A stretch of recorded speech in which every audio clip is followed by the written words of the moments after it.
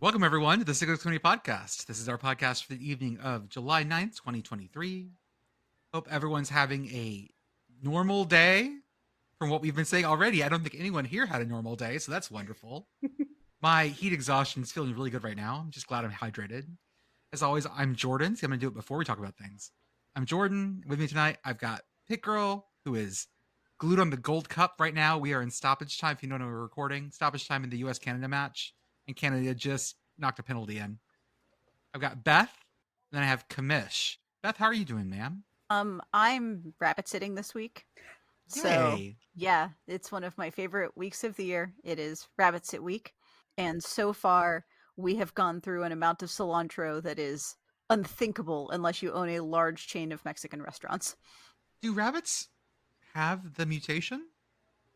Apparently not. It is so she when I go to feed her, I usually give her a mix of several greens, and it's funny because she's very picky about like what she eats and in what order. And it's very much like if there is banana in there, she will go after that first. Yeah, If me there's too. carrot in there, that's usually second, unless I like really go nuts and give her like blueberries or raspberries, Oh, then whoa, those kind of that's fall in there. Yeah, that's a big thing. Her favorite thing in the world is blueberry cereal, but I'm not giving her that while her dad is away. Then after that it is cilantro, then parsley, then kale, then romaine, then green leaf lettuce. That's like where we are on the things the rabbit enjoys. iceberg. Absolutely not. We do not give the rabbit crunchy water. That's rude. That is rude. Also, it's actually really bad for them. Like they can get diarrhea and die. So, yeah, iceberg terrible for rabbits. Probably terrible for you too. Find a better lettuce. But sometimes you just want, like on a burger, you just want crisp, watery. Crunchy water. Yeah, crunchy water. I enjoy other varieties of crunchy water more, personally. Like cucumbers, the best crunchy water. Or butter lettuce is very good. Oh, butter lettuce is wonderful. Hey, girl, how are you, ma'am? I am good. I'm not calling you guys ma'am tonight. I have no clue what I'm doing. That's weird.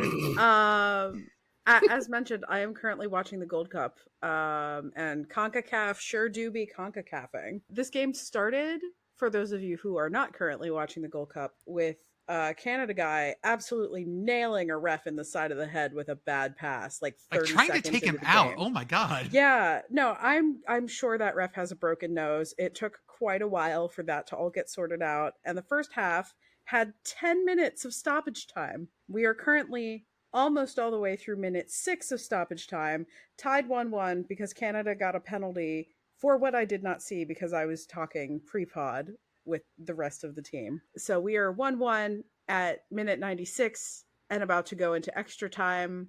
So if there's random screaming, you have been warned. Commish, how are you, sir? Good. It was a busy weekend, just doing way too much stuff to prepare for next weekend, if that makes sense. Yeah, I get that. Also, there was a 4-year-old birthday party mixed into this that was outside at 2 p.m. How many million degrees was it? It said it felt like 104, but Balmy. 4, just like the birthday. yeah, Cool. definitely felt like 104.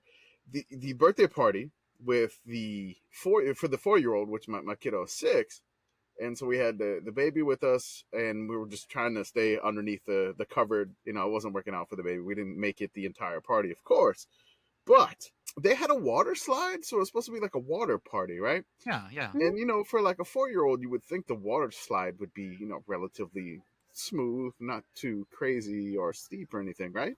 Mhm. No, this was an inflatable water slide, but I swear it was like 20 feet tall. And it was just in the backyard, and at the end of the slide was a fence. Yes!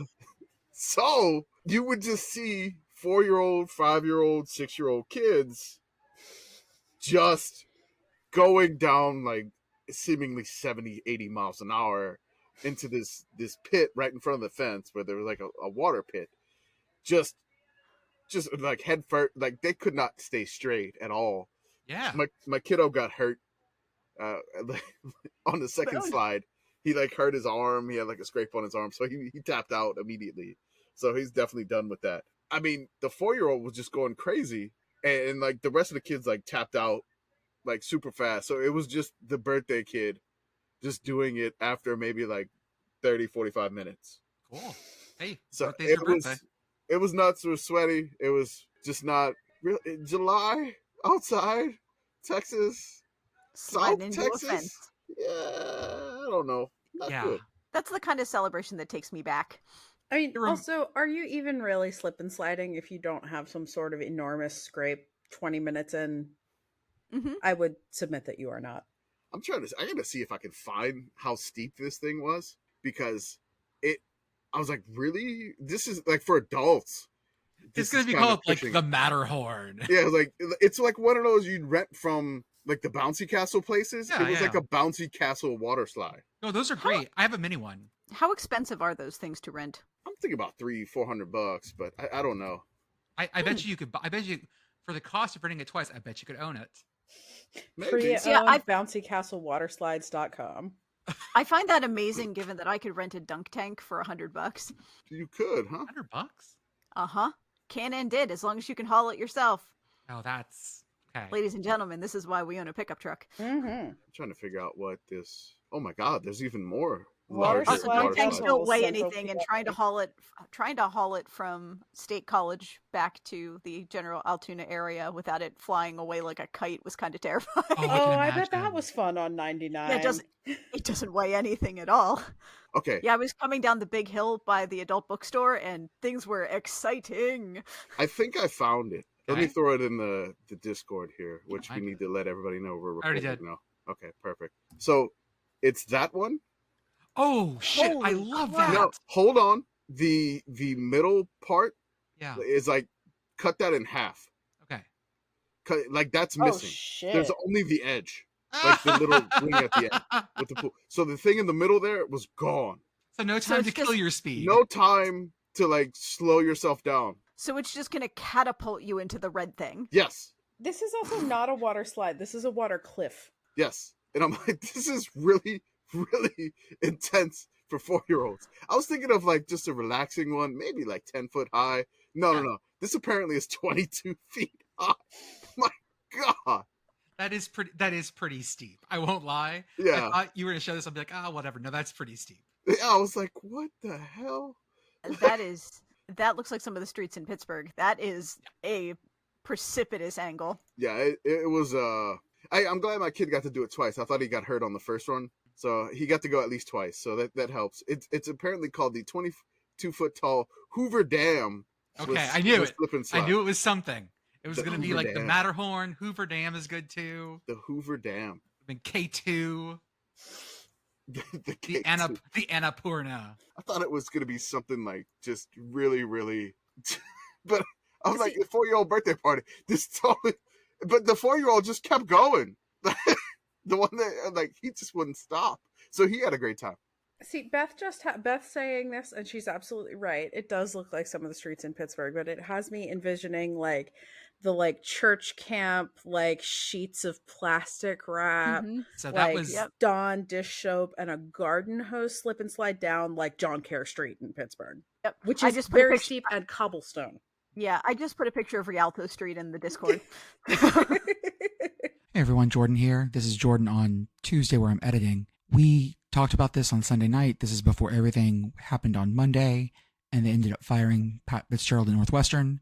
I just wanted to give you a little context before we go into this discussion. Before we get started, we do want to talk about some serious stuff first. This week, the allegations to Northwestern have come out. We want to say first off, fuck anyone at Northwestern trying to hide this shit. That the only way this is ever going to feel like everyone has justice here is this has to come out. This can't be hidden. This can't be covered. And one, if Fitzgerald knew anything about it, that's awful. And two, if he didn't know anything about it, that's also on him. Yeah. Because when you run a program like that, this is something as a band director I was always taught was that the practice rooms are back there. And if I know what's going on back there and I cover it, it's my ass. If I don't know what's going on back there, it's also my ass. Yep. Buck stops with the top of the chain. I would strongly recommend reading the Daily Northwestern article about this. It is a hard read. Content warning, content warning, content warning. Read at your own risk, but it is worth reading, even considering how hard it is to read. And all I have to say is that assuming that everything in that article is true, the only way to resolve this is to burn the whole thing down. cultures of violence cannot be like that, cannot be resolved by only getting rid of the guy at the top. You have to take just rip it out at the root. The AD may need to go, depending on what comes out, ends up being proven to be true. But all of that said, man, I love college football. We love college football, but stuff like this makes it hard, and it's not okay. Kudos to the students who did some incredibly impressive reporting that, frankly, a lot of professionals weren't able to get done. When there's that much smoke, a lot of people need to dig a lot deeper. So I'm glad that the student papers did that, and that, people's stories were heard. But it's awful, and it cannot happen. Just reading what they dug up, and them just coming out with giving him a suspension for 2 weeks in July was, I didn't think it was going to be. I was really confused when that came out. I wasn't fully aware of the situation of what occurred. Then from that point, when they gave the 2 weeks, it was very confusing. But then the excellent journalists at Northwestern, I know we give them, grief, saying they're Medill grads or whatever, but they're good at what they do, and they're some of the best that in the journalism profession. So whenever they dug in and got all of these details, which, it's a tough read just to read what they said and read what they do and then what they did. It's just not a good culture, it's not a great situation. And, I understand, when I was growing up, like hazing was relatively commonplace, I would say. There's some, but then slowly in like late 90s, like early 2000s, hazing, there were times people would take it a little bit too far, and then they slowly started to back away, and you don't really hear about hazing too much.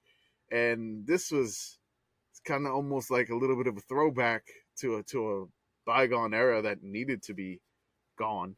So just seeing something like this was not great in the program. It's not great for, leadership to, I don't know what they're saying if they don't know about it, but I don't necessarily believe that, but nothing is proven yet. So I can't say anything definitively. But yeah, it was, it's not a great situation. I hope for the best outcome for the Northwestern program. I don't know what that is, because I don't know how far it goes and how long it's going. I've read something that it's happened in 2007 now. So, that's 16 years. But yeah, it's not an ideal situation. This is not necessarily something that we always cover on our podcast, which, but just not talking about it probably make it worse, I would say, if we don't, at least touch the subject, which is just not, I don't know. Again, it's one of those things where, like reading it, it just becomes harder and harder to finish reading what occurred. And then I just can't imagine football players or like freshmen having to go through something like that and just it being accepted as part of that football team's culture. Again, just hoping for the best to come through. I know it's a very bad situation, and just really want, just make the best decisions from here, which they weren't making the best decisions before this. So just hoping for the best outcome possible after everything, all this news dropped. This is something like, our Twitter account's very ha ha ha ho. And so this felt, I think we all agree, felt like a better place to at least say what we felt about this, because you can hear our tone, you can hear what we're saying. It isn't obfuscated by just being online. And it was important for us to say something because we do cover college football, the good, the bad, and this is the bad. Not saying something also says something. So let's go on past that. I want to bring up a couple things we came across this week that were kind of fun. First off, Shadow Pete. That I was looking through the Oklahoma State style guide, like I do, because I was looking for examples. I was making the Big Ten logo where I hid the 41 and the 10, the 12. By the way, my hidden 41 in the Big 12, I thought that was pretty good. I tried to make it 14, but I couldn't make it. So much as just throwing Roman numerals in, that might work. I'm going to give it another run at it. Like doing an IV as the separators. So it reads both 12 and 14. Yeah, that could work. So I was looking for something, and they came across Oklahoma State's style guide. They have a new font that's like Wild West, and they have all these new things. And then at the very bottom, I found Shadow Pete. I had seen Shadow Pete before. What if you don't know? It looks like Pistol Pete, except half his face is covered in shadow. His eyes are orange, and like it's just black and gray toned, and he just looks like. This is absolutely like the Shadow Link skin that you get in Super Smash Brothers. Yes. That's absolutely what this is. This is like Pistol Pete makes it to the end of the video game and he turns around and oh no, it's Shadow Pete. It's that, or he's like one of the shadow Pokemon in Pogo, where you catch them and they've got the purple flames and the red eyes. That's what this is. But he looks cool enough that I don't want to purify him. Mm-hmm. Yeah. Mm-hmm. But then we started finding things like other schools have done this. If you ever listen to UniWatch or those guys, call it Black for Black's sake, when they just start throwing like black onto uniforms, whatever. But then we have shit like the Shadow Beaver.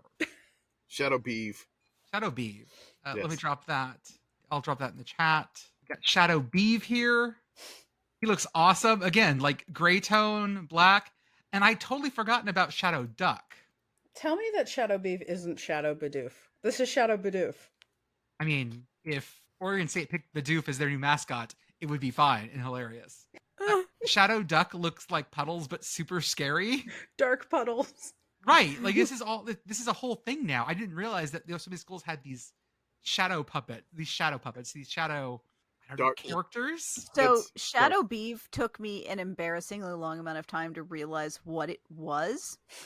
Because for the life of me, it looked like the mouth was on the left side. Mm. And I'm like, is that like a weird wolf? Like, what is that thing? I don't understand. And then I realized I was looking at the image completely backwards. So This has the same energy as when Kentucky released the new Wildcat, and everybody was like, "No, this is two birds doing the do." Oh, Yeah. I forgot about that one. Yes, I Yeah. love that one. I love that one. Puppet bird. What is this Shadow Puddles that just got put in the chat? So I want to give a shout out to one of our Discord members. He's an Old Dominion fan by the name of Arctic Turn, and he's just been doing Shadow logos, and so he did Shadow Puddles, and everybody in the Discord called the Shadow Oregon Duck. They called him Darkwing Duck or Darkwing Puddles. Perfect.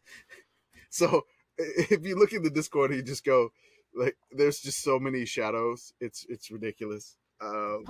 Podcast reader, this thing looks like one of the Heartless from Kingdom Hearts. Okay. That's you know what? That's what this all looks like. Yep. They're all just scary in weird ways. They all look like they came out of a My Chemical Romance concert. like if mascots had an emo phase. And someone suggested Dark Purdue Pete, but I'm afraid to do it, guys. I mean, it's already dark enough. I know. What if I darken half his face? Oh my god. There was Shadow Sun Devil, Shadow Sparky. Also scary. Yes. This is just This is what we do in our Discord. We play with horrible Photoshop. We'll make a dark baby Jonathan. Sorry. Remember, guys, also that if you join and you don't have Photoshop skills, one, you'll probably pick some up as you go along, and Yeah. two, there's plenty of us that do. So if you just say something and I'm near a computer, chances are I'll just make it. This whole thing started with Commish just like spouting random ideas, and I would just make them for him. Mm-hmm. I was like, hey, Jordan, can you make What this? if we put a sicko's face on a cow? Would that work? Okay, sure. Let's see what happens. Hey Jordan, what if we do like a Sicko's Madonna with child, but like an icon? Still one of my favorites. It's my favorite. Super early on, still one of my favorites. Yep, that one was my phone background for a very long time. I need to post that on the account. I don't think I've ever posted it because I think that predates the account. Yeah, It I'm probably pretty sure does, it yeah. does. That was Big us time. in Hollerin' one day when we were being particularly obnoxious. Can I talk a little CFL with y'all? Sure. Do y'all mind if we Talk talk some about it. CFL? Talk Ooh. about it. I've been We've had watching some and staying absolute up bangers. so late. I've been staying up so late watching these games because they've been so compelling and also unconventionally appealing. Sicko's nature. Oh And yeah. they've been coming down to like last place in like last quarter. So This I'm gonna have great to- watching. I'm gonna have to share the video of the game ending Rouge. We Yeah. need to watch this together, and we Okay. need to work through this Okay. because the Rouge is something that I barely understand. I'll be really honest with y'all. Whenever it happens, I still don't quite get it. I don't understand how it works. Like, Right. I full on don't understand. Perfect. The one thing you have to know about this for this thing I'm going to show you is that there is no touchback in Canadian football on a kickoff. You have to get it out of the end zone. It used to be that kickoffs did not count. Like if it went to the back of the end zone and no one touched it, it was fine, but they changed that. It's got to come out of the end zone or else you get the other team gets a point. Okay? And sometimes American players forget this. That's all you need to know. This is Edmonton, the Edmonton Elk, and the Saskatchewan Roughriders. And it's 11-11. This game, by the way, started with 3 rouges by Saskatchewan. No, Edmonton. No, Edmonton, sorry. Edmonton's kicker was a 36-year-old rookie. Yeah. Yes. Ayo. Yeah. And he missed his first 3 field goals, getting a point. I'm already not interested because the end zone has corners. Oh, yeah. Let me get the box score for this game real fast because the box score is absolutely just hilarious. This is the box score for the game. In the first quarter, Edmonton was up 1-0. And then 2 more rouges later, and then Saskatchewan kicked a field goal to make it 3-3 going into half. Edmonton also got another rouge in the third. So this game was already just weird. And then this happens. This is Saskatchewan kicking off to Edmonton. It's tied with 1 minute left in the game. And we get this. 30 yards to get into field goal. Certainly the time to do it. A deep kick. Oh, maybe this one will bounce. Crowd is going All the way crazy. into the end zone. Do something. Simmons goes back. And he's And that's the going to point. concede. Oh no. My goodness. He forgot. What just happened? CJ 12-11. Simmons didn't know. He didn't have the instructions from the coaching staff. Can't do that. New to the CFL. That was a good kick over his head, but this nonchalant effort to chase it down, he was giving up a point the whole way. Conduct. Edmonton number 16. Oh no, buddy, no. Also, an objectionable conduct call. He pushed one of the 30 Saskatchewan guys in the face. Oh At yeah, the no, end. I'm just saying that it's like calling it instead of unsportsmanlike, phrasing calling is very- it objectionable conduct. Yeah. Very Okay. Canadian. So you can't do that. No. And a lot of people were shaming the guy.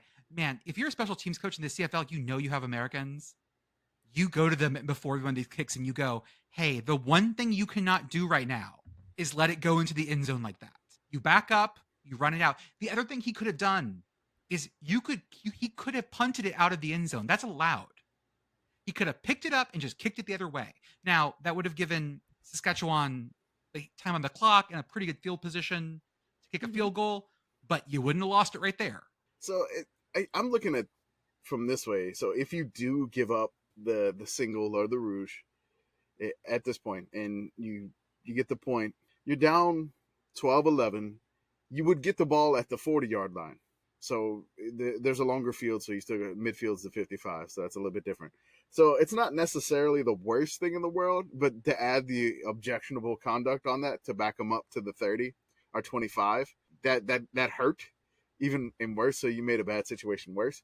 So I feel, there's like 1:04 left, but the thing is, when I saw Saskatchewan, it was 11-3. The Rough Riders tied it, touchdown, 11-3, 11-9, they get to 2. And then just amazing how they pulled that off. Watching him just trot back for the ball, and you can hear the crowd start going because the crowd knows Mm-hmm. he does not. And nightmare scenario. Just, you forgot the rules. It's like every once in a while, like college football players especially will forget the difference between punts and kickoffs. Sometimes they just forget the difference between the two and what rules apply. And this is just one of them. And the other thing you get a point for is if you miss a field goal, because the ball goes through the end zone, and that's a rouge most of the time. And so if you miss a field goal, usually in Canadian football, that's also worth a point.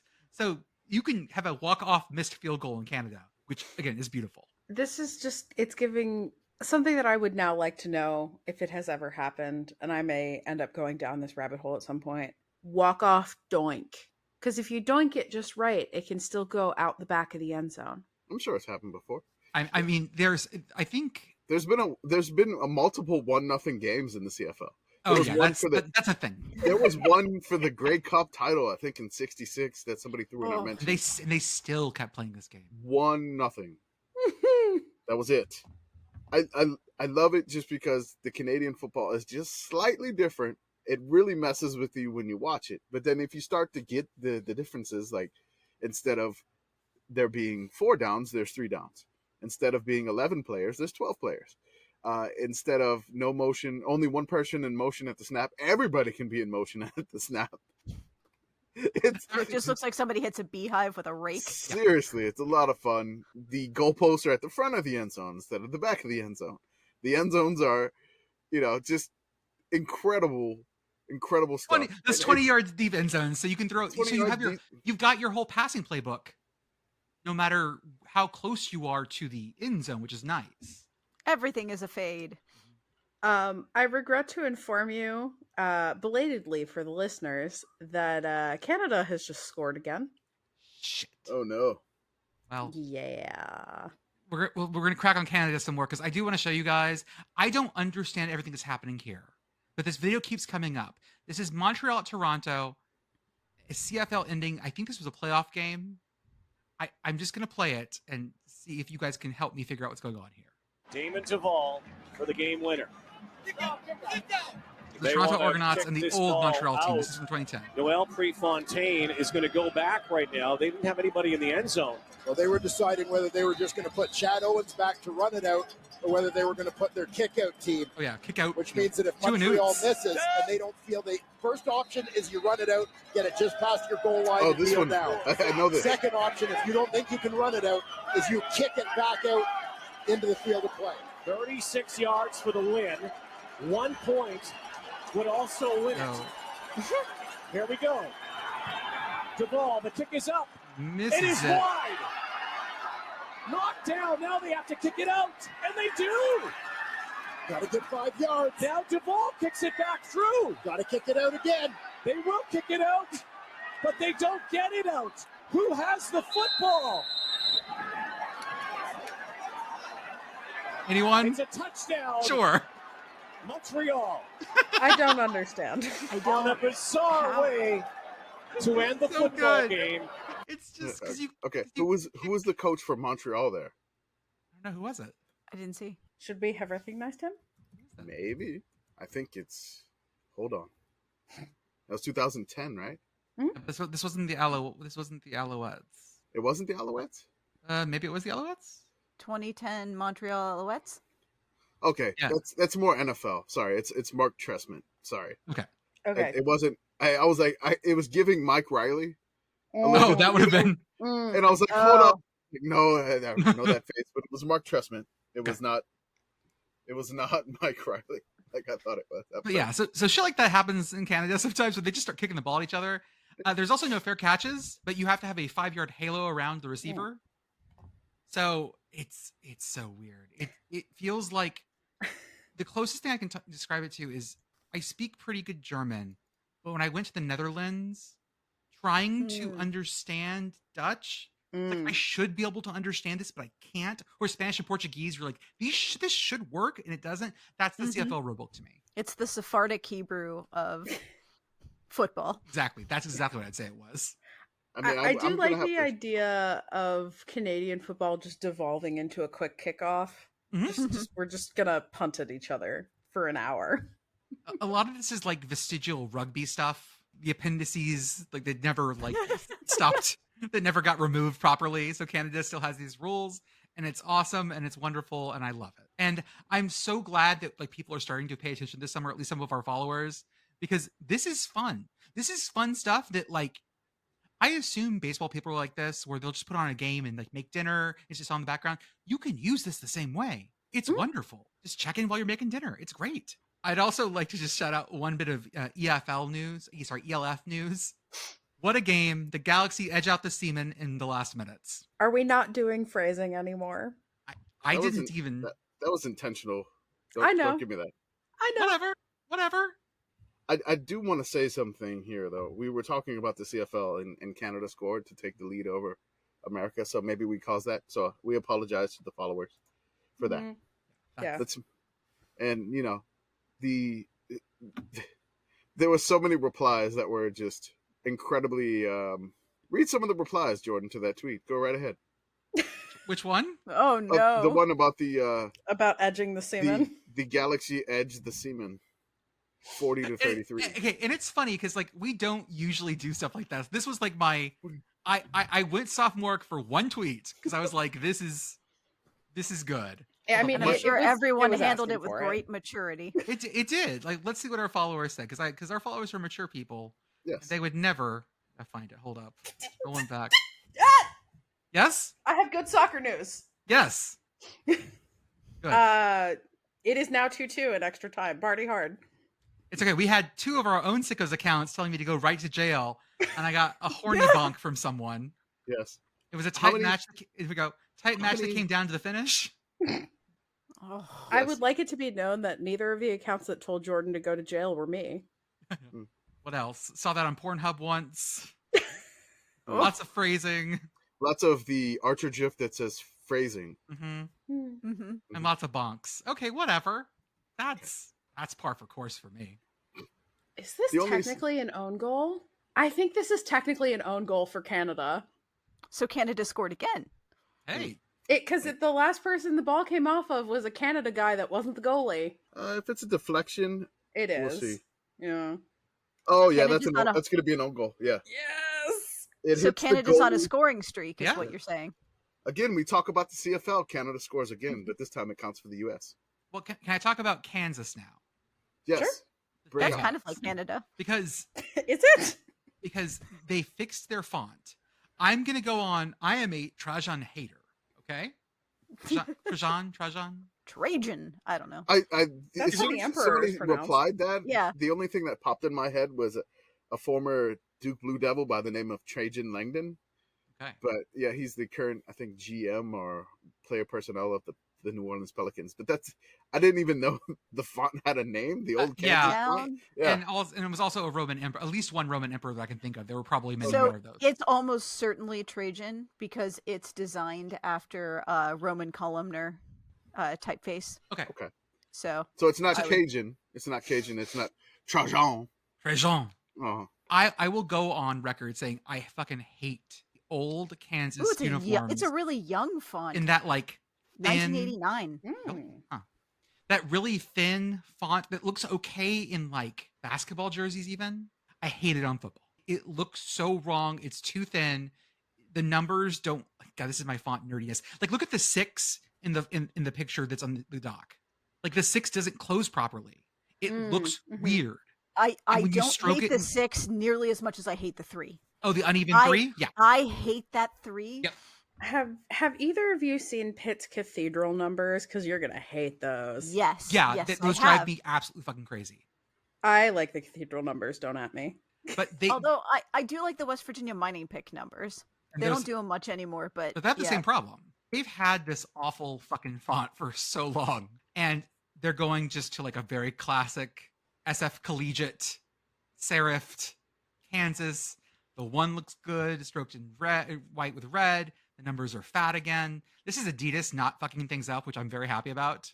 I'm just very happy about that. But some people were saying that true sickos would like the old font, and everyone has their thing. Like I've said this before, and I get in trouble because every time I post this.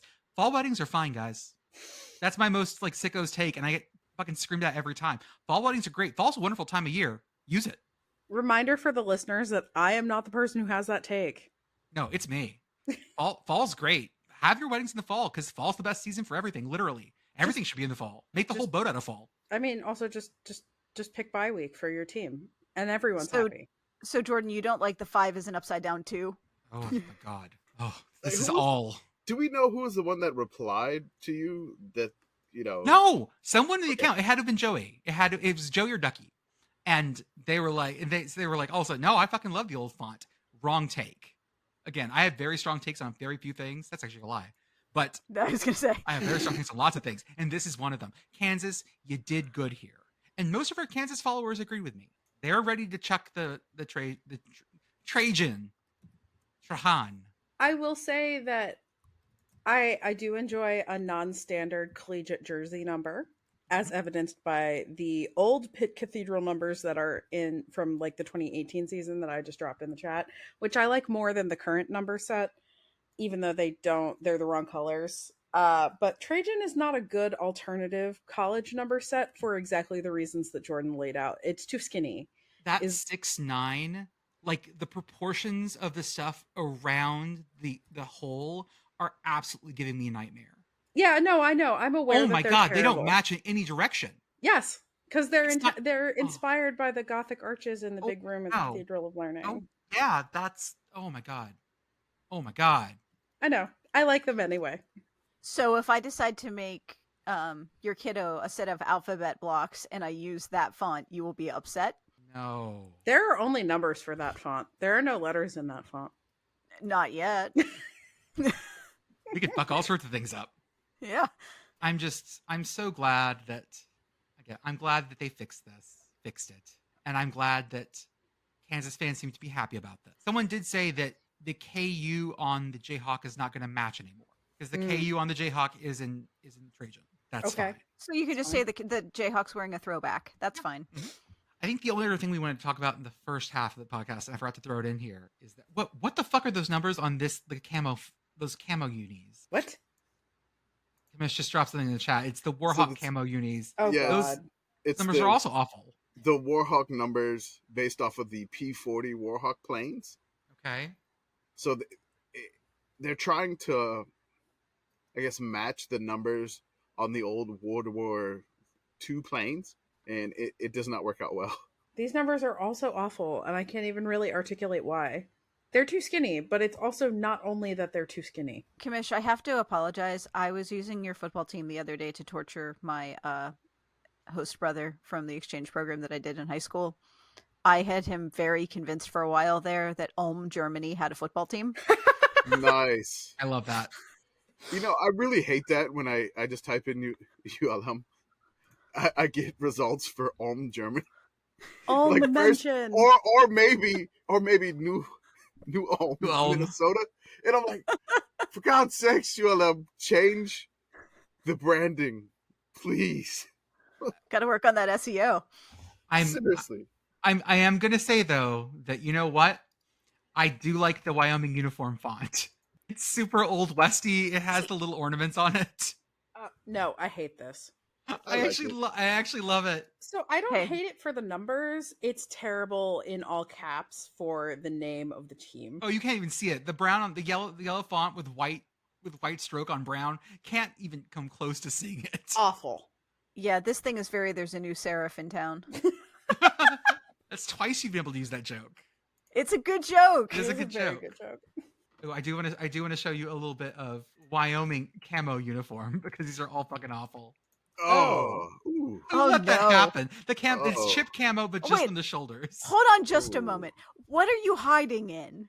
Like, where are you hiding? Are you hiding in front of a gold Minecraft block? Like, yes. Also, was it raining during this game, or do they have like shiny and not shiny digital camo on the helmet too? I'm that gonna looks say like rain. I think hope it's snow. rain. some sleet snow action going on. Okay. Also, that is unfortunate with the pink mouth guard. Beth, I hate to say this, but I could see WVU doing this, but with blue instead of black. I absolutely could too. And I would say the exact same thing. Like, guys, what are we trying to blend in with? Don't worry, we're hiding in a field of dories. No one will see us. The last camo-ish thing that we did, I think, was like the mining throwbacks that we did, like that were in no way throwbacks, but we decided to just call them that because nothing means anything anymore. And like, it would be, if you wanted to hide in like a charcoal bin, it would do the job. But the whole point of camouflage is to blend in with things and to look cool in your fucking truck.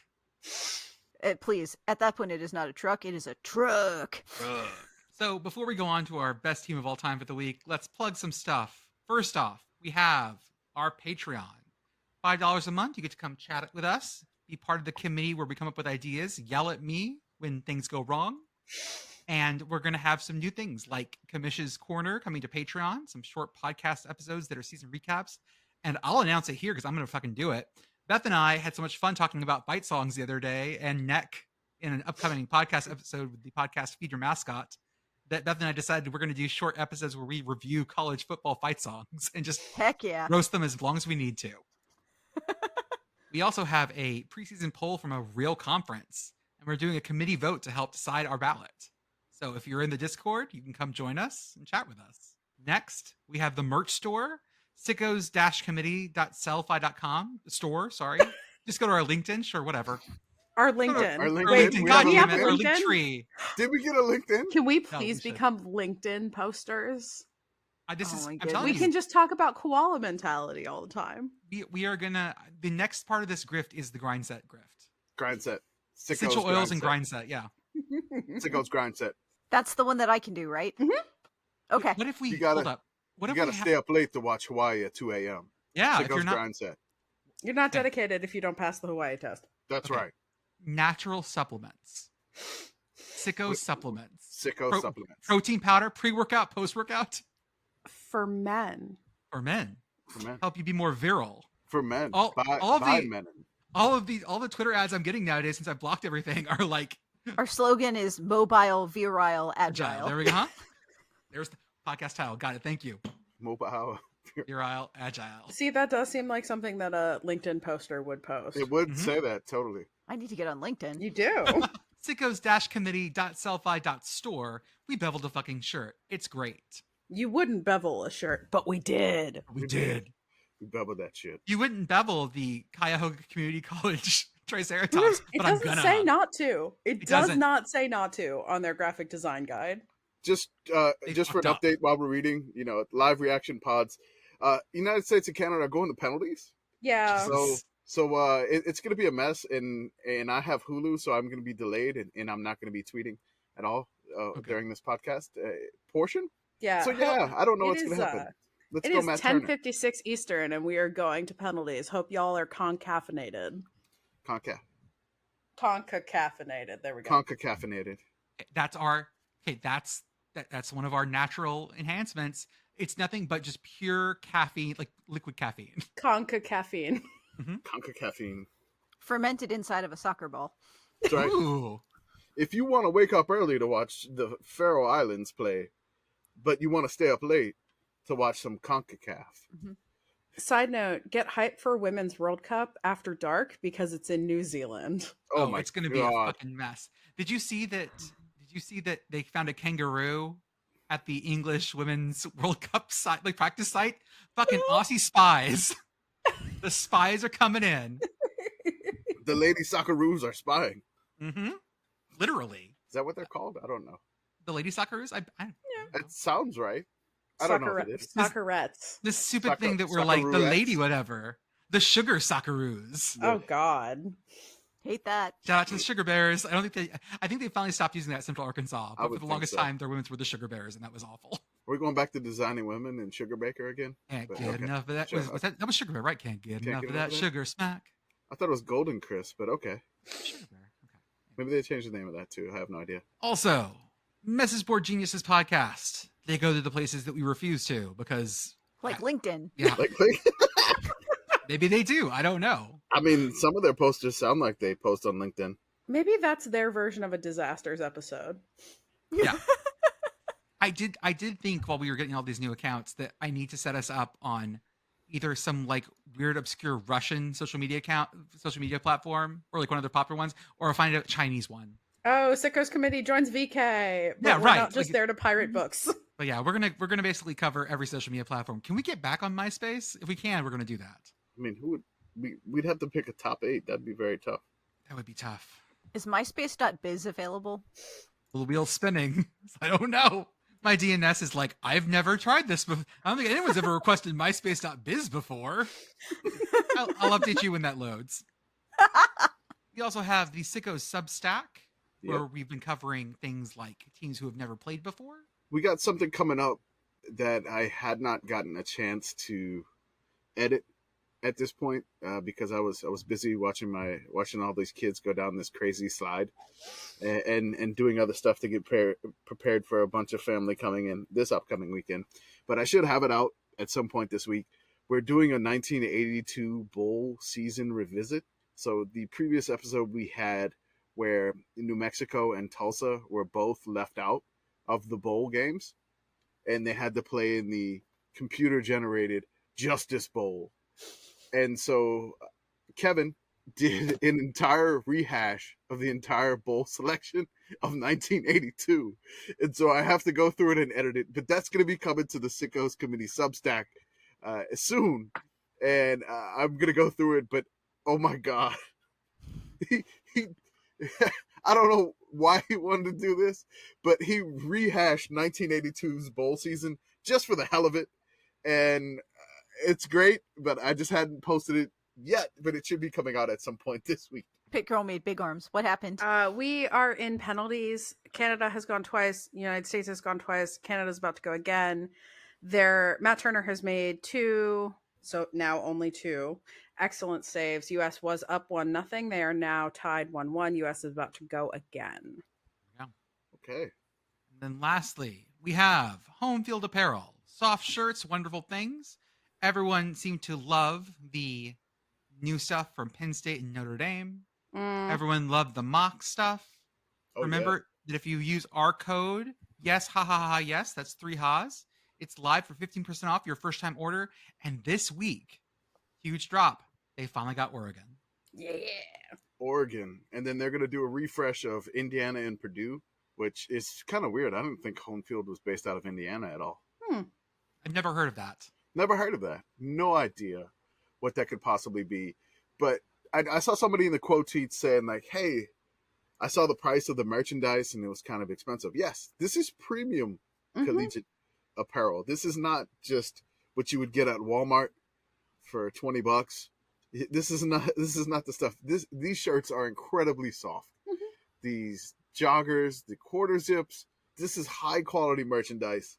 And here at the Sickos Committee, we only partner with the best, and the best is home field apparel. And printed by lovely folks in Speedway, Indiana, not in some random place you've never heard of. Speedway, Indiana, where's that? Probably by Purdue. Yeah, Probably by Purdue. It's right by the trains. Must be. I feel like home field is a lot of Purdue alums. Feels that way. Feels that way. So as we go into more PKs, I'm also going to have Commish start his thing to see if he can do 2 things at once. I'm not watching the PKs. I am very superstitious with PKs. So I'm just going to go ahead and go with this and try not to look at y'all. You can interrupt me whenever you want to. Whenever we get the outcome of the PKs, which I'm sure is very dramatic. We are at 2-2. U.S. is about to kick again. We're going on with the best season of all time for teams who are below 500 all time. The BSO ATFT WAB 500 AT for short. Part 31 of 40. When you say it like that with the 500, it sounds like a race. It is NASCAR race, or maybe one in Speedway, Indiana. It's only taken over 30 of these for my brain to be like, yeah, that's an absolute, that's a word. That's a word that he just said. My friend Andrew loves the acronym. Yeah. He's a big, huge fan of this incredibly clunky acronym that we have to say every time. And I'm like, we're good at branding. We just are. Yeah. Don't wait till our next series. Yes. It's a lot of fun. As always, branding is our passion. It is. So the team that I've chosen this evening, this team is just 4 games below 500 all time. They're the team that is closest to 500, that is below 500 all time. So if they have a good season next year and they are above 500, they're probably going to be gone. But now we can preview them. And hold on, let's see. We did the thing. Okay. We did the thing. USA USA advances 3-2 on penalties. We did the thing. Woohoo! We did the thing. Everybody makes big arms. USA. We did the Secretary of Defense Matt Turner. Party hard. That's right. Arsenal's Matt Turner. Never heard of them. Never heard of He Arsenal? was in Pirates of the Caribbean. Hold on, let me tweet real quick. And we're back to the BSO ATFTWA. I'm gonna cut it and just cut back to that. Short. And we're gonna be laughing, and no one's gonna know why we're coming in laughing. Okay, but shout out to the Secretary of Defense, the crossbar. That's right. The crossbar. And the Berenstein Bears, and you're never gonna know why. Okay. Sure. All right. I'm gonna start it again because I don't know what's gonna make the cut after all that went down. Jesus Christ! All is just 4 games below 500 all time. They are the closest team that is considered in this, best season of all time for teams who are below 500 all time. They're the closest to 500. So essentially, next year, if they go and win 4 more games than they lose, they're off this list. So this team is the Washington State Cougars. Go Cougs. Wow. Rah, rah. Yeah. So I want to give a couple shout outs to a bunch of these teams here. Shout out to 1906 Wazoo. They were 6-0. That was their only other undefeated season. Shout out to 1930 Wazoo. They went 9-1 and they lost the Rose Bowl. Shout out to Mike Price's 1997 Wazoo. They went 10-2 and they lost the Rose Bowl. Shout out to Mike Price's 2002 Wazoo. They went 10-2 and they lost the Rose Bowl. And shout out to 2018 Wazoo. They went 11-2, most wins all time. They won the Alamo Bowl and they were coached by the late Mike Leach. Rest in peace, Mike Leach. So the best team of all time, I am going to have their only team to ever win the Rose Bowl, the 1915 Washington State Cougars. Is that really the only time they've won the Rose Bowl? That is the only time they have won the Rose Bowl. They have made it 4 times. They are 1-3. Hey, Arizona fans, the Rose Bowl is this game that you get to go to if you win the Pac-12. Woo! I thought Rich Rod took them there. Just hateful. Just a Just hateful. a hateful person. Hater in the house. So let's talk about 1915 Wazoo. Their head coach, Lone Star Dietz. All right, that's fantastic. Love it. Nicknames. Was he Texan? No, Cool. he was not Perfect. Texan. That was my first inkling. I thought he was nicknamed Lone Star because he was from Texas and he went up to Pullman, Washington. Please be from like New Hampshire. It's close. Lone Star Dietz, he's actually a Native American. He went to the Carlisle Native American School in Pennsylvania, Pennsylvania, Ayo. beginning in 1907. He was a star player for their football team. He played with famous college football player Jim Thorpe under famous coach Pop Warner. Ooh. Yep. He's got pedigree. He does have pedigree. After his playing days were over, Dietz became an assistant coach under Pop Warner at Carlisle. Washington State, which hadn't had a winning season since 1909, was looking for a coach to turn the program around.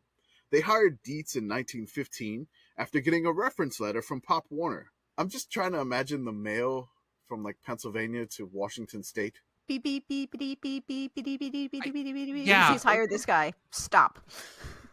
Telegram or oh my god. Something like that. But like a handwritten letter and somebody just signs Pop Warner. I mean, how you going to verify that back?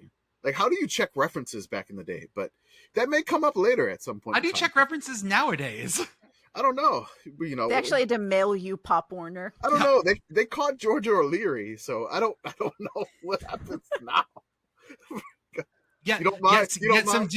some dude gets to be congressman even though he lied about all his shit. Yeah, apparently that doesn't work out. You know, so I mean, so are you saying that Notre Dame has higher standards in Congress? Oh, that would require me to give confidence in Notre Dame that I don't feel comfortable making. Okay, all right, all right. I already had to be way too nice on them on a podcast about marching bands because they had the first college band. So Yeah. I already feel bad enough about that. So is it a compliment to Notre Dame or is it just that the bar is on the floor? Okay, I feel better about that. Okay. Okay, there we go. You needed PittGirl on your other shoulder. Thank you.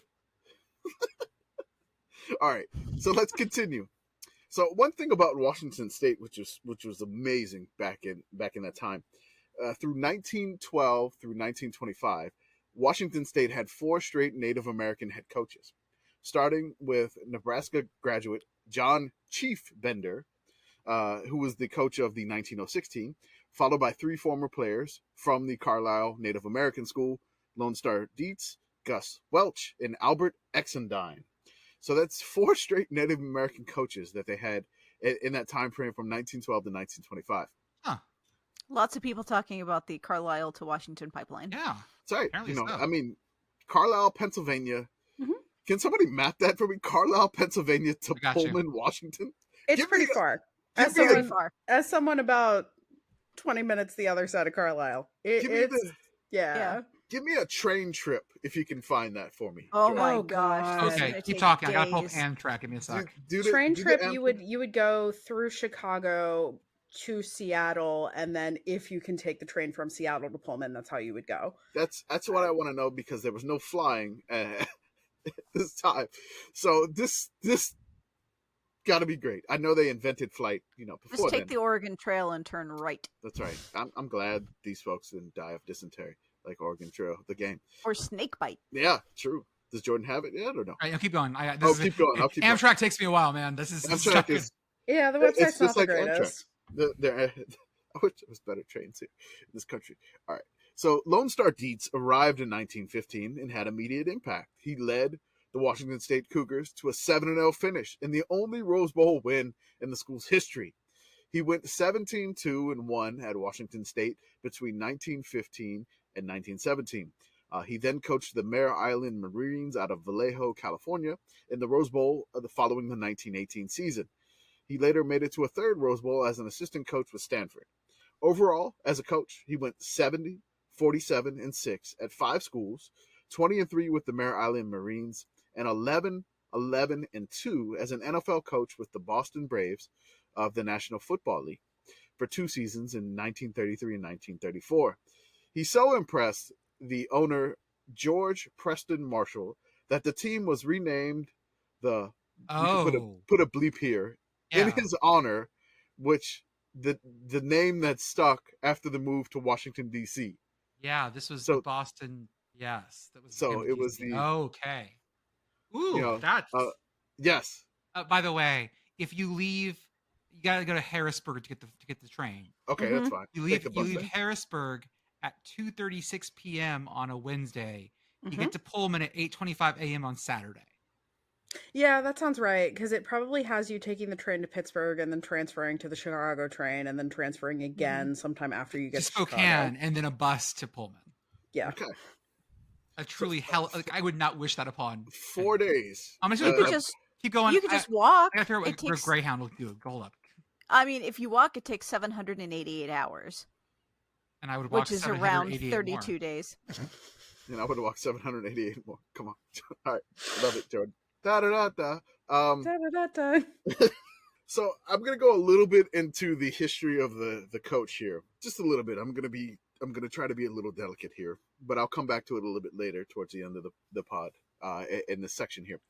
Lone Star Dietz has a strange and contested history regarding his Native American history.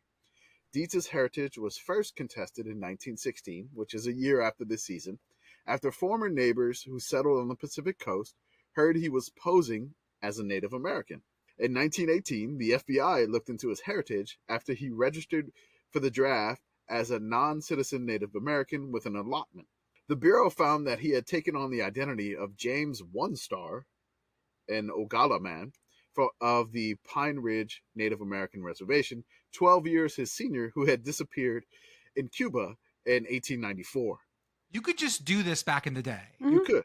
You could just do this. Dietz also claimed he was the head of an American film company that produced propaganda films for World War I. So I linked the Wikipedia in the show doc. You can read more here. I won't get into too much detail.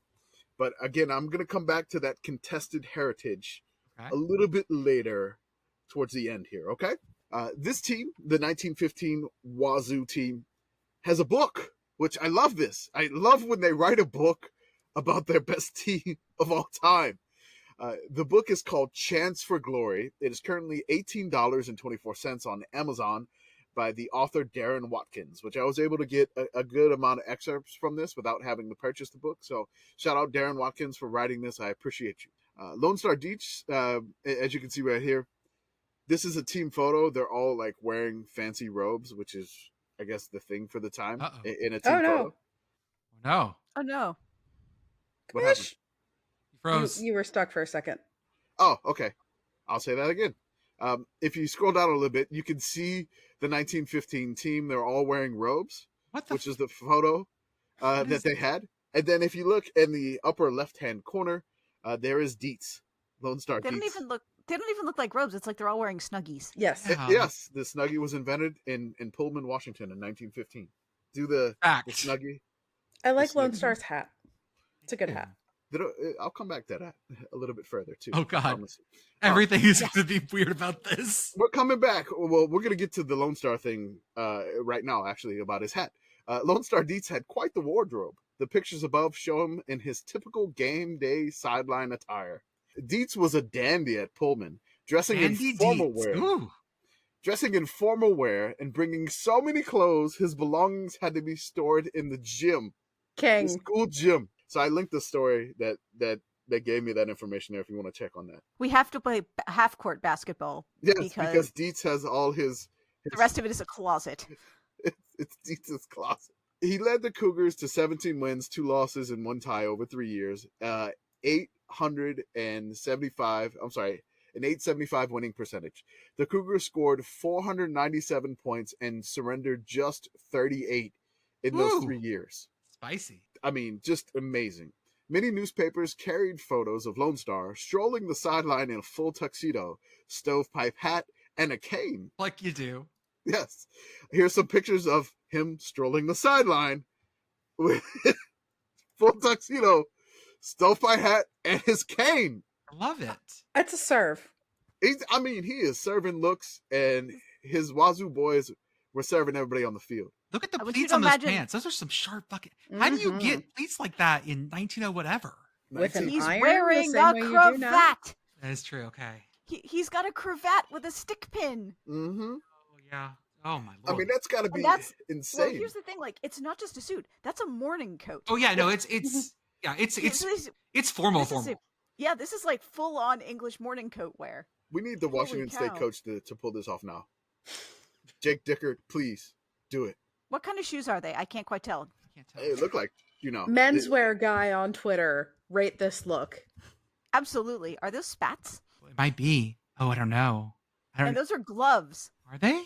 Oh, yeah, they are. Look at the back of his hands. Oh, yeah. No. Those are gloves. The tendons in his hands are not like that. Those are gloves. Oh, my. That's full morning. Oh, my God. This is a wonder. Seriously. Did someone post this in the Discord yet? We need to post this. I'll drop it. Throw it in there. No absolutely context. no context. No context. Just throw that in there. So this is Lone Star in front of his team, which they have this awesome W, and some of them in the players and everything like that. There's some photos of them having to climb a hill, like an army crawl up a hill. Bear crawls. Doing bear crawls up the hill in uniform to practice. I got a photo of the team here posing on the field in Pasadena in the huddle position. Some are wearing the padding and the sweat jerseys. A few are wearing some helmets, but this is before their Rose Bowl game. So I want to get to their team captain. This is kind of funny, but Washington State star player and team captain was Carl Dietz. So no Nepo relation. Babe? Okay, not Nepo no relation. Okay. No relation to the coach. So I don't even. Okay, I think I know what Nepo Baby is now from context. I mean, you can tell that he's no relation to the coach just simply from the fit of those pants. Oh, yeah, horrendous. Lone Star Dietz would never. Oh. Lone Star Dietz would never. So, Carl Dietz, no relation to Lone Star. He played end, fullback, halfback, handled the punting and kicking duties as well. He was also a track star, and an article in Washington State's newspaper in 1924 declared him Washington State's all-time greatest athlete. So I don't think anybody else has contested that since 1924. So Carl Dietz, Washington State's greatest athlete. Whenever someone declares someone the greatest athlete of all time for anywhere, I always laugh that in 100 years, people are going to be like someone will clearly come along since then. But, again, this is the best season of all time for teams that are below 500 of all time. So he's still the greatest athlete to us. Mm-hmm. That's right. But by the way, by bus, you can get, if you leave Harrisburg at 8:15 p.m., you can get to Pullman 3 days later at 2:10 p.m. With only 3 transfers. Oh, only 3 transfers. Awesome. Yeah, Harrisburg to St. Louis, St. Louis to Denver, Denver to Boise. Sorry, one more transfer, and then Boise to Pullman. Honestly, I think I'd rather take the train, even though it takes longer. You get more leg room, and there's Wi-Fi. No, they have Wi-Fi now on Greyhound. Okay. There you go. Done. I mean, I like the train itself. I like to sleep on the top and get bumped into one of those catch things. Those are a lot of fun. I don't know if you know what those are. If you're listening to this, if it's never traveled on Amtrak, where they have I think it's like a first class car or whatever. They have the sleepers, and then at the top they put like this netting that you should probably have for bunk beds also. But they have this netting because when they connect cars or disconnect cars, the train violently shakes and it will rock you out of that. And Oh yeah, you'll fly. That'll catch you at like 3 a.m. I think my favorite is when I took the train from New Orleans to Phoenix growing up, and I was in the top. We stopped in San Antonio, and they added 3 cars. And yeah, when they added those cars, I was in the kitchen. we were at the back of the train before they added the 3 cars. So I went straight into that. Ridiculous. All right, let's go to the Washington State sketch. I'm dying laughing here. Shout out Sunset Limited, Amtrak there. So I wanted to note that for the first of 2 consecutive years, Wazoo did not play their in-state rival Washington. Huh. Now, typically they play almost every year or every other year. They would take a break in this time frame, but since 1945, they've played every year. But in this time frame, they didn't necessarily play every year. They would play every other year. So this was kind of weird that these 2 years they did not play. So 1915 and 1916 they did not play. So their schedule, it's only 7 games long, but again, it's 1915. Schedules are really, really not the same in what they are. So they went to Oregon. Oregon came up to Pullman. They beat Oregon 28-3. Then they beat the Oregon State Beavers in Corvallis 29-0. They traveled down, I don't know, 8 miles away. Yeah, it's 8 miles. 8 miles east to Idaho in Moscow, the Battle of the Palouse, and they beat Idaho 41-0. The headline for that one, it says, Washington State gets sweet revenge on Idaho, scoring its greatest victory, 41-0.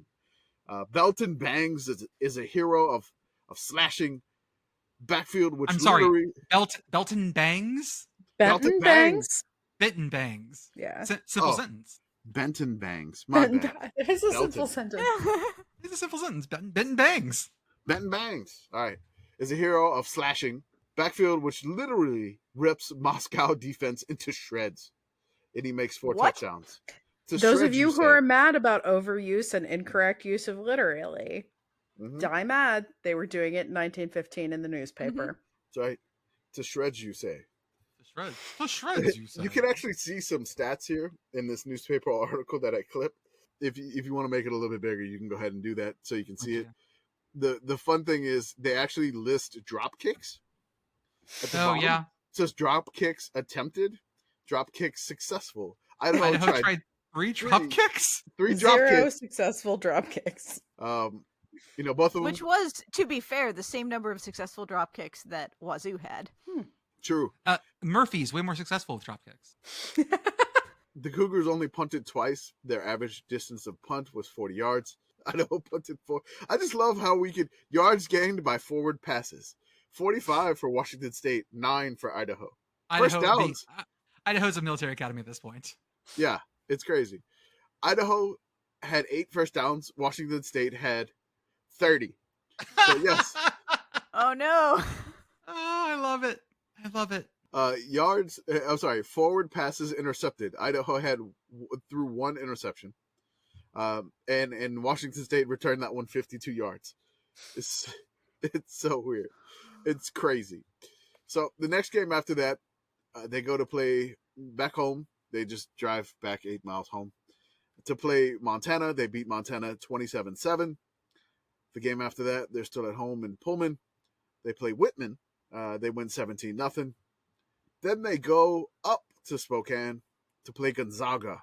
Zags. The Zags, when they actually had football. The newspaper article here says Washington State rolls up 48-0, score on Gonzaga on a muddy field. Local lads fight hard, but are outclassed. Dietz machine mows down opponents. Washington State gleeful in UW score comparison. So they're happy that they beat Gonzaga by more than Washington did. Transitive wins. Transitive. Mm-hmm. So again, the Beautiful. transitive property, huge. We always joke about it nowadays, but you kind of got to use it in college football. So they beat Gonzaga 48-0. And how much did the Huskies beat Gonzaga by? 21-7. Oh, that's less. Shut them out. That's right. And Washington played at Gonzaga, won 21-7. The attendance was 1,000. Not that many people there. So they're 6-0. The Cougs, 6-0. Won whatever conference they were in. I think they were conference at that point. They weren't technically in a conference at the time. They were independent. And the reason why they hung their hat on the score difference with Gonzaga the most is because them and Washington were both 7-0. Ooh. So, the score Hey. difference was a big, big deal. Big deal. Washington. Very different back then than it is now. Yeah, no, big deal. Don't do that right? anymore. Score We have difference. advanced metrics and stuff. We have advanced metrics. Totally. We don't use the transitive property. So at the end of the regular season, Washington State was invited to play in the first Tournament of Roses game since January 1902. This was really the beginning of the Rose Bowl's relaunch, as the game was played every year afterward. So basically, the Rose Bowl took a break from 1902 and returned with Washington State. This was the second Rose Bowl ever. Yes. So It's fine. They They were just took a trying- gap 14 years. Everybody does it. 14-year break. It's just like, me in college. A 14-year break from graduating to go back to get my master's. Mm-hmm. I think that was 14 years. It does seem right. It does. So they were trying to get an opponent for this Rose Bowl. Because, again, it's the only bowl game. It's all the way across the country. Unfortunately, Pitt was too busy trying to negotiate an extra game against Cornell. Nebraska, Syracuse, and Michigan also declined invitations to play. So the Rose Bowl was able to get Brown. The Brown Bears in the Rose Bowl. Sure. This was not a great Brown team either, by the way. Not really. It was 5-3-1 Brown. Yeah. But they have, I'm going to hype up Brown in just a little bit for you here. There's a link there. There's an article, which is basically the greatest football story ever. This is like the excerpts from the book that I'm reading. So it's from the author. The Cougars blog posted a bunch from the author, Darren Watkins, there. So if you want to do that. Also, there is a Washington State Library digital collection that has all this stuff from this Rose Bowl. I dropped a picture in chat of Benton Bangs holding an ostrich egg. Yes, there's Benton Bangs, as I called him, Belton Bangs. But Benton Bangs, that's right. It says 2 men are posing while holding up 2 ostrich eggs. Washington State players toured a California ostrich farm prior to their January Rose Bowl game. It appears that one of the individuals is Benton Bangs. It appears, because It appears. this is over 100 years old and we can't do this. It's a former football player and graduate of Washington State. He earned a degree in agriculture. Later on, Benton was appointed county agriculturist by Skagit County commissioner. So, inferring from, context, maybe it was Benton Bangs holding up the ostrich egg. We're just not even sure. It might We're not be even Benton Bangs. sure. I don't fucking know. It may be. Kind of. Looks like Benton. All the bangs look the same to me. So here is the actual poster, the Tournament of Roses. That's gorgeous. New Year's Day midwinter floral pageant. Football. Brown University versus State College of Washington. Pasadena, California.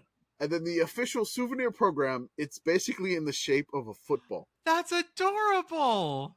There is I more. love that. If you want to find that on eBay, I'm trying to figure out how much it was on eBay. 1916 Wazoo program. I think I still have the link up. Rose Bowl program. I was trying to figure out how much the bids were going for this because it's intact. Mm-hmm. I feel like it's going to be super expensive, but let's check it out. Shopping. Oh, come on. You don't want to work for me right now. It's really gorgeous. It Yeah. really is. You do more shit like this. Yeah. It's beautiful. It's shaped like a football. So I'm trying to find it, and I can't find it anymore. Of course, I thought I had it saved. There it is. All right, perfect. There is an SCP auctions site. I'm trying to figure out how much they're selling this for. The minimum bid is $200. I have one on Mexican eBay. Okay. Los eBay. Lo sibe. It's in Ay, ay, Spanish. I'm not sure why it's in Spanish. Ebole. But it says that the starting bid for it is $9.5 grand. So Ooh. Ooh. Okay. I mean, listen, Rich farm boy. that font is beautiful. Yeah, it is. It It is. I got it Like, there. it is That's right. gorgeous. It says Programa Rose Bowl 1916 Moron versus Estadio de Washington. Estado de Washington. Wait, marron. It's just brown. It's Yes. brown, yes. Yep. Yeah. It's 9,500. No, but if you look at the pictures, there's the official program. You can see like the team captains and everything like that. I mean, it's immaculate. It's beautiful. I don't know that is it is in fantastic. fact worth almost 10 grand I plus don't- $100 in shipping. What? But- Okay, well that's just I mean, come on, you got to give me free shipping at that point. yeah. Well, weren't you paying attention earlier? It takes days to get there by train. Okay. Well, I mean, nowadays, I want they have to, like the whole lineups and everything. I'm gonna make there's a I'm s- gonna make this program, but I'm gonna like change this to something for us because I like that so much. Oh, absolutely. I love that so much. Okay. It comes with a scorecard inside the program, so you could actually physically take score. Actually going to make our own Sickos media guide, and it's going to look like this. Programa de Rose Bowl. Perfect. There's some Marron? Oh my tickets. goodness, you have your own scorecard? Oh, I love this. Yeah, It's great. you have your own scorecard. So it's like baseball scorecards before. Oh, this is great. Yes. This is wonderful. I love this. Why don't we do this? I'm sorry. Deep down, and the only thing I ever want to do at a sporting event is apparently take notes. Yeah, I was the guy. Beat you up, that's put you in on a locker. I was the guy on the baseball team that wasn't that great, and I would pinch run every now and then for our very slow catcher. So when I was like a freshman or sophomore on our baseball team, I was the guy always taking score. So I'm very good at taking score. So I completely understand that. But I was not that great of an athlete. But, when I was on the varsity team, I didn't do anything but pinch run for our big old catcher. That was about it. They used my leg. I have so many scorecards. I have books of scorecards of bad Pirates games I have seen in person. Oh Same. God. So I have a ticket to the Rose Bowl. If you scroll down a little bit further, Tournament Park, Great. California Just gently Street, at used? Roseanne. Just gently used. This ticket is subject to ripped off, but yes, I also found a menu. So also by the way, so this was not at the Rose Bowl. No, This was the Rose Bowl, but not. This is at Tournament Park. The Which is the Rose original Bowl stadium. itself, I assume, did not exist yet. Right. Nope. This is at Tournament exist. Stadium, which is with Tournament Park, which is actually still there. Caltech maintains it now. Oh, okay. They used to have like chariot races and shit there. so I found. I hope that by used to you mean like last month. God, I wish. I mean, also, okay. shouldn't the chariot races have been at the Coliseum? that would have been You'd better. think that, wouldn't you? You would think so. No, the only person that does chariot races now is Oklahoma, and usually it goes just fine. Okay, we're gonna remake Ben Hur. With the Sooner Schooner? Yes, you see it here. You see what I'm talking about. Uh-huh. Yep. All you have to do is explain to them that they're going to get really sick rims. So I would want to say I found a menu of what they ate. This is great. This is amazing. This is a menu of what they ate. It was the New Year's night Tournament of Roses Association complimentary dinner. Brown versus Washington. They put Washington University on this, which is great. Whoops. So they messed that up. I would like to read some of this for y'all. Read some. Yeah, Go right ahead. please do, because there's the one space that just like my brain is broken I staring love it. at it. So we have California fruit cocktail, essence of fresh tomatoes on toss with celery, radishes, and mission olives. Okay. Monterey salmon with cranberries and I can't tell what that is. You can zoom in if you gotta. I It was tried, but tough. it's. I I'm on couldn't the. get it clear. I'm on the original. It's still not clear. Yeah, Then I couldn't a get it clear noisette that. of baby lamb a la brown. Oh, for Brown. So is this the next one you want to talk about? Yup. Oh, Creme de God. menthe punch. Nice. Hell yeah. Creme like. I'm We're just getting imagining- everyone trashed on grasshoppers, I guess. Someone's got Woo! 2 bottles of creme de menthe turned over in a punch bowl. Yes. Glug glug glug glug glug glug glug. Dude, grasshoppers are See, delicious, by the way. And this is just part of my very broken brain. So I mean, I grew up in Pennsylvania, and anytime I think of punch, I think of milk punch because we're broken here. And so I'm imagining someone putting creme de menthe in that, and it is just a stomach-churning nightmare. Oh, but I guarantee you this was a milk punch. Oh, it's guaranteed, man. It's this a is grasshopper. Yeah, It's a grasshopper punch. This was like cream. I'm not 100% on what Beth is talking about. This seems like a Western PA thing, but I don't think the milk punch Beth is talking about is the same as like cocktail people milk punch. What are you talking about? Beth? So milk punch has usually ice cream, cream, sherbet, and orange juice. Oh wait, it couldn't have been a grasshopper. So it wasn't. The grasshopper drink wasn't invented till 1918. What is ice cream, sherbet, cream, and orange juice? Yeah. What do you drink this for? Parties? Celebrate farming. I wish I was kidding. That's why. Pennsylvania milk punch. As I said, am I personally familiar with this? No. Did I expect what Beth said? Absolutely. I was expecting like a bourbon milk punch. No. Yeah, no. Did you look? Did you look up PA milk punch? Because the very first thing on there is the Frosty Cow milk punch. Yeah. Oh yeah. Cold milk, vanilla ice cream, concentrated orange juice in a can. Usually you add rainbow sherbet because it makes this like pretty foam on the top. The first result for me is from the PA Dairy Princess website. Because of course it is. Is that the one? Yeah, that's the PA Dairy Princess, and then there's the other one down there that has orange juice, pineapple juice, lemon juice, vanilla ice cream, and milk. How does this not curdle? I didn't say it didn't. Oh, like a fucking... Oh my god. Yeah, but in my head you're putting creme de menthe in that. Okay, so I did find an older cocktail recipe for creme de menthe that was bourbon, brandy, creme de menthe, and club soda, which sounds awful, but that's probably closer to what they had. This ought to be fun. I'm just going to post this recipe right on in the Discord. Go for it. Also, continuing on, we have Washington young capon with new green peas. We also have hearts of lettuce with Russian dressing, a glace Neapolitain and petit fours, Nice. Roquefort and Neufchâtel cheese, toasted crackers, and cafe noir. Can you read the names of the entertainers? That would on be the left-hand side. Louis Gastia's Venetian Orchestra. Oh yeah. Mr. and Mrs. Roden Berkeley, Miss Gail Langdon, and Milk Babica? No, Mademoiselle. It's Mademoiselle. Mademoiselle Babica. It looks like milk.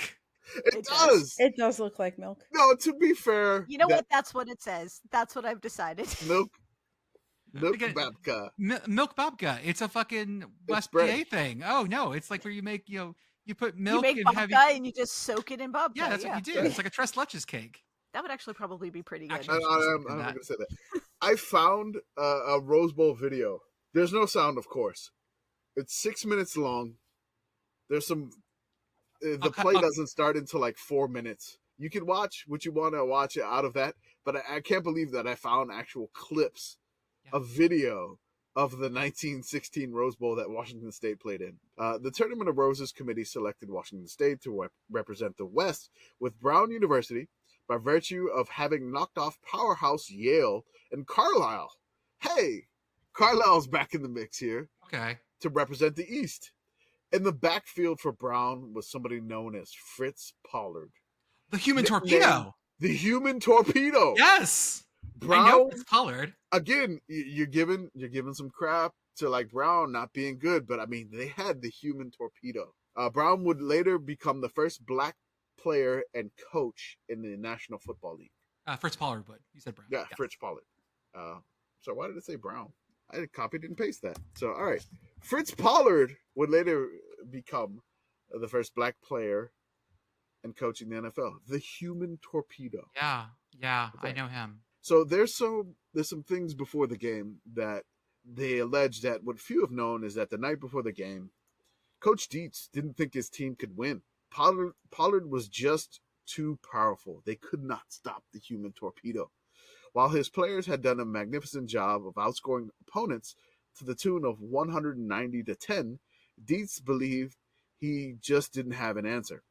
The odds makers agreed, making Brown a 3-1 favorite. The human torpedo Even though they were 5-3-1 and Washington State was 6-0, they were 3-1 underdogs. What no one counted on was the weather.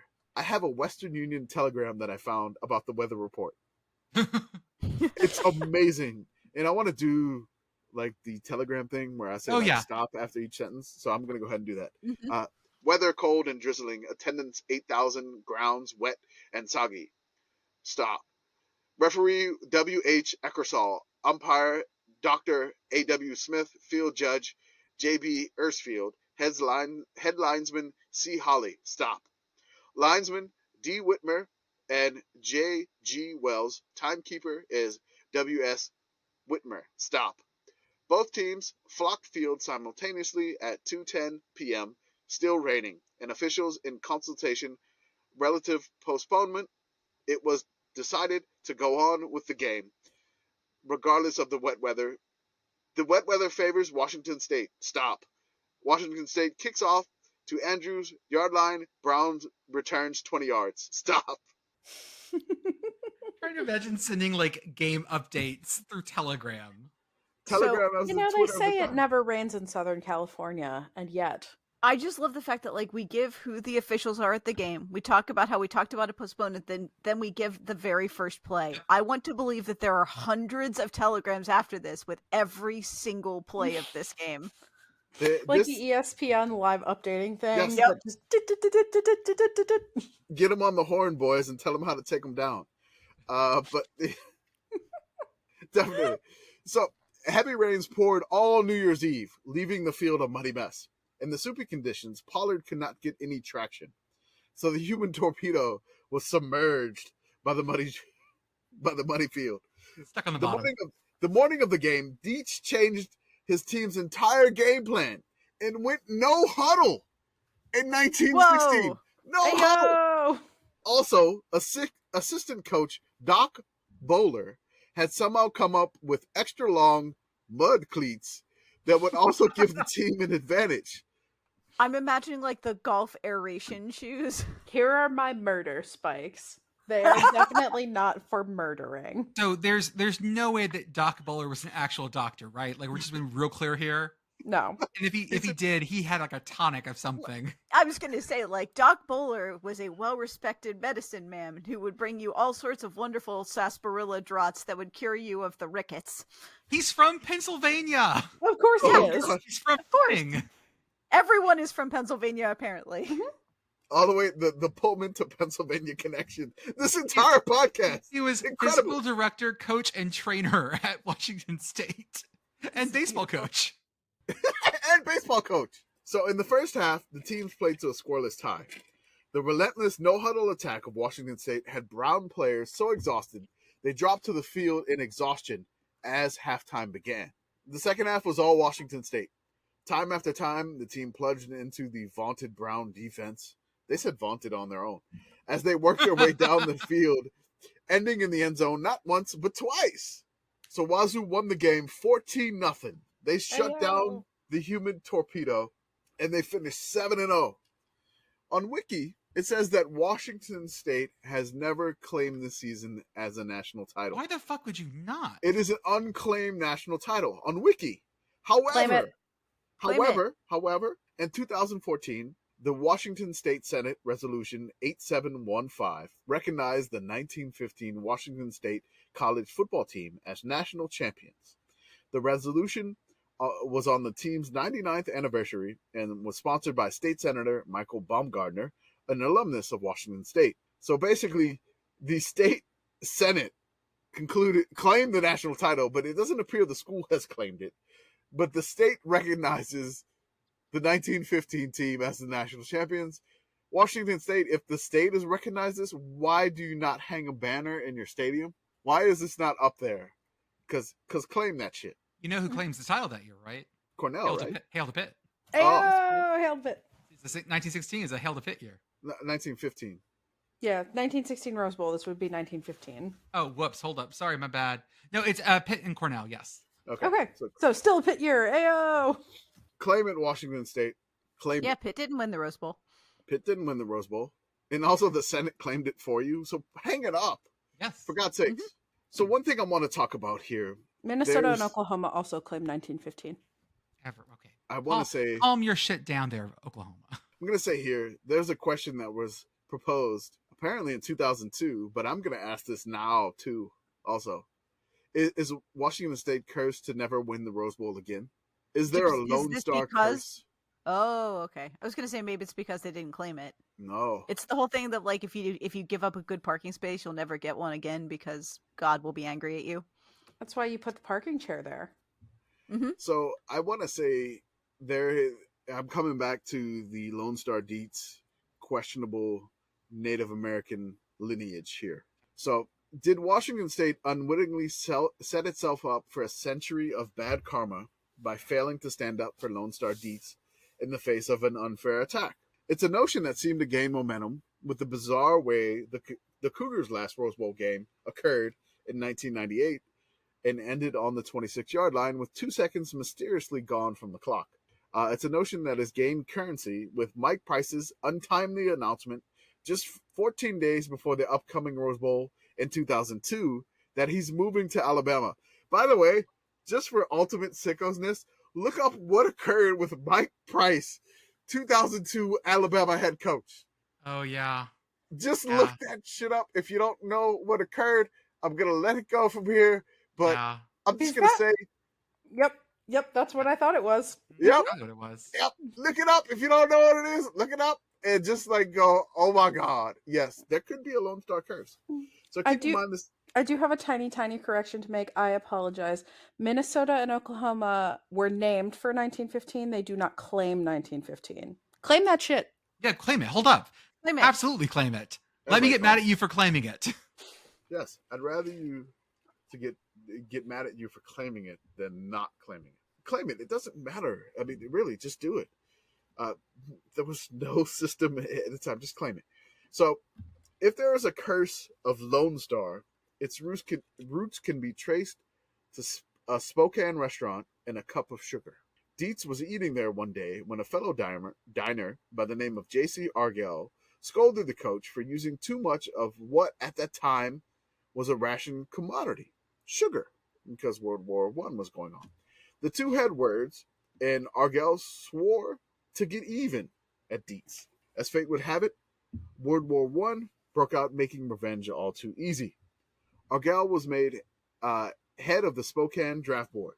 Since Washington State's football program was on ice for a year because of the war that was in 1918, Dietz went off to coach the Marine Corps football team called the Mare Island Marines with every intention of coming back to Pullman for the 1919 season. Agile took the opportunity to check out Dietz's draft status. Men over the age of 31 were required to register for the draft, and Lone Star, whose mother was a full-blooded Sioux Native American, registered as a non-citizen Native American. Agile citing an old Portland Oregonian story that claimed that Dietz really wasn't Native American and had Lone Star indicted for draft evasion. Oh, shit. Even though the Marine Corps officers stated that Dietz trained daily to become a Marine after football season was over. And even though documents from Dietz's alma mater, the Carlisle Native American Industrial School, verified his ancestry, administrators at Washington State, apparently fearful of the bad PR during those patriotic times, turned against Lone Star. It was a move believed made easy by President E.O. Holland, who felt perpetually upstaged by the charismatic football coach. I say, E.O. Holland, you need to step up your dressing game. You need to put on this hat. You need to step out with a cane. You need to step up your game. This is all on you here. Put on your Sunday clothes when you feel down and out. That's right. Do it. So this is weird how it ties to the Babe Ruth thing here. So it's going to tie to the curse of the Bambino. Oh, my God. In January 1920, as the Red Sox were getting their money for Babe Ruth, Lone Star broke due to the failure of the motion picture company that he had started, could no longer pay to defend himself. He was left with no choice other than to plead no contest to the charges and take whatever penalty the court would mete out. The federal judge, possibly recognizing the injustice being done, sentenced him to 30 days in county jail. The beginning of his incarceration almost exactly coincided with Boston's betrayal of Babe Ruth. So Lone Star embarked on a coaching odyssey that would take him from Purdue and Wyoming to the NFL and various places in between, while Washington State has been on a maddening quest to do something only one man in its school history has done: win a Rose Bowl for Washington State. The curse may have seemed to affect Lone Star Dietz himself. When he died, all but forgotten, broke in Reading, Pennsylvania, the following poem was clutched in his hand. When the game is pretty tough, don't you ever holler nuff. Show the world you have the stuff. Keep it going. What? That's Wow. okay. You know, I've had some beef with people before, but I can't imagine having a fight over a cup of sugar that makes me mad enough that I want to send someone to Verdun. Yeah, the Western Front does not seem to be a No. a worthy balance. No. Well, Commish, thank you for giving us this beautiful story about a very weird year where Washington State was the best. They had their best team of all time. Yeah, this team was incredibly interesting. I know there were some that maybe 97 or 2002 was great, but Washington State kept ending their seasons on bummers. And they finally win the Rose Bowl here in this season, and then this occurs after it. It's like, Pullman, what is going on, baby? Like, what's going on, Pullman? I mean, I don't understand. I mean, the school president was mad that the coach was upstaging him. I mean, that's happened in college football before. And then another person just mad because he's just got this flair. And then the weird, non-verified Native American status. It just, I don't know. This story is very strange. But their team, again, the best team of all time, Washington State, everything that I read about them that said they were undersized. So the one metric that we The had one thing back we in the know day, that we use. weight How back big in the is your day boy? is that they went against this weight. They were the one team that could go against this weight, and the no huddle innovation in the 1916 Rose Bowl, and along with the weird, probably not regulation mud cleats, was Murder shoes. Murder shoes. I mean, the murder cleats, as you want to call them. This was just absolutely fascinating, and everything about this story is just Washington State Cougars football to a T. I mean, I love every single bit about this. It is just weird. It's wild. It's fantastic. It's a roller coaster ride. It is not the Houston Cougar coaster. It is the Washington State Cougar coaster. Well, And folks, additional proof that all roads lead back to central Pennsylvania. That's right. Very true. it's where everyone dies alone and forgotten. Right. Oh, Reading's really eastern Pennsylvania. It's true.